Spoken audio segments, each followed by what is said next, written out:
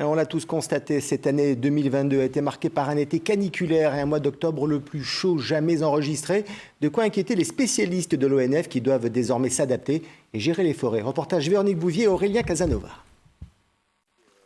Cette équipe de planteurs met les bouchées doubles. 50 000 arbres à installer en pleine montagne.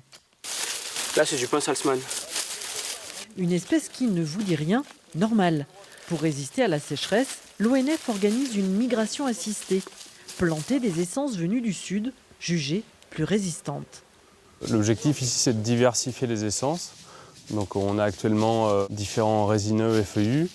L'objectif, c'est en diversifiant de favoriser la résilience et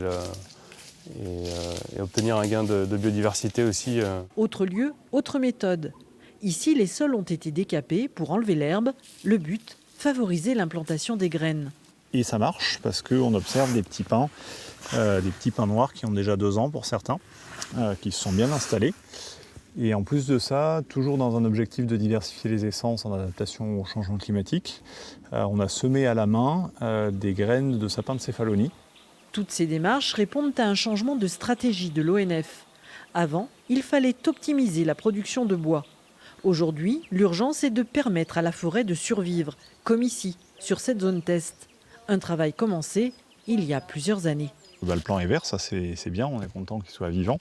Néanmoins, il a souffert et on le voit notamment à la différence de longueur d'aiguille entre les aiguilles qu'il a fait en pépinière, qui sont très longues et très belles, et les aiguilles qu'il a fait ici. L'inquiétude est réelle. Il y a 2 ans, le taux de reprise des jeunes pousses était de 95%. En 2021, il tombe à 80%. Il faut attendre le prochain printemps pour connaître l'impact de la sécheresse de cet été. Le bilan pourrait être catastrophique.